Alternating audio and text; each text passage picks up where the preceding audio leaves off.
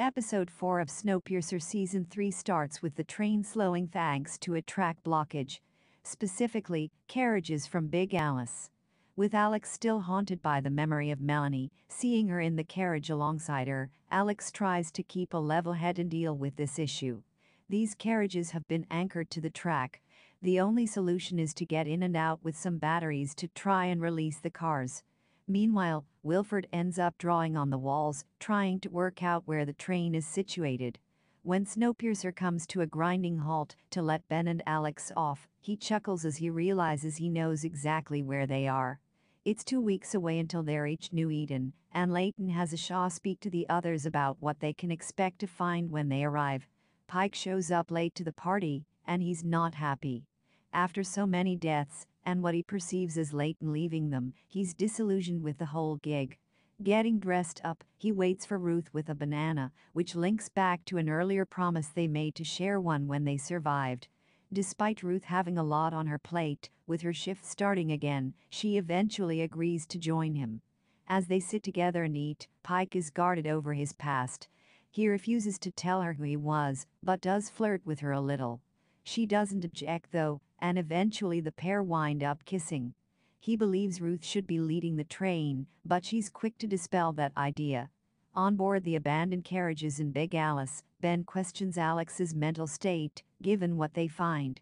There are numerous dead bodies in their bunks, with one among them a girl called Shiloh. This happens to be Alex's old childhood friend. These men and women were killed in the middle of the night to cull the crew and keep the others alive.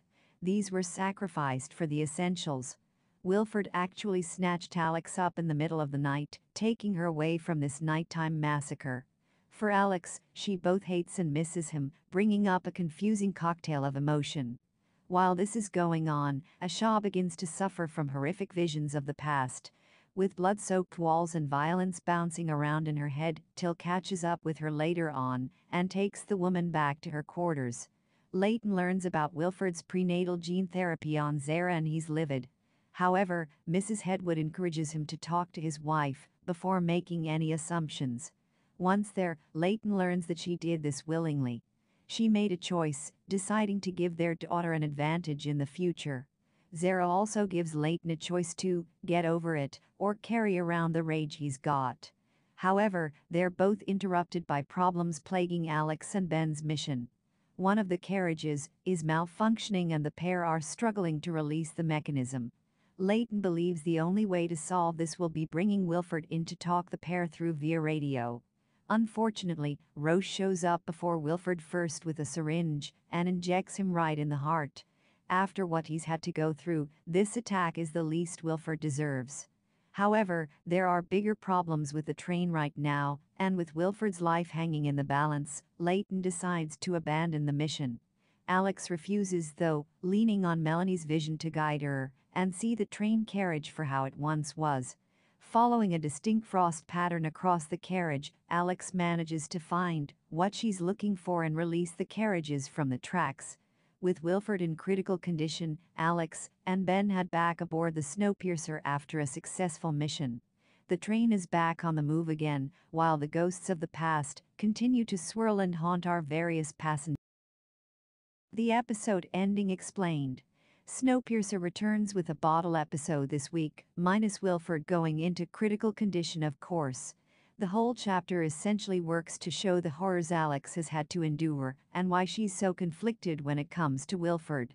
Those conflicted feelings can also be applied to Pike as well, who's becoming ever more disillusioned with Layton's ideas. This sets up a nice conflict between the group, but beyond that there's not a lot else going on this week. While the episode is never boring, it does feel a little stagnant, and it feels like the plot to reach New Eden may well be stretched out across the whole season. However, the story sets things up nicely for a bigger conflict on the horizon, but quite whether that will materialize into a more exciting season in the process remains to be seen.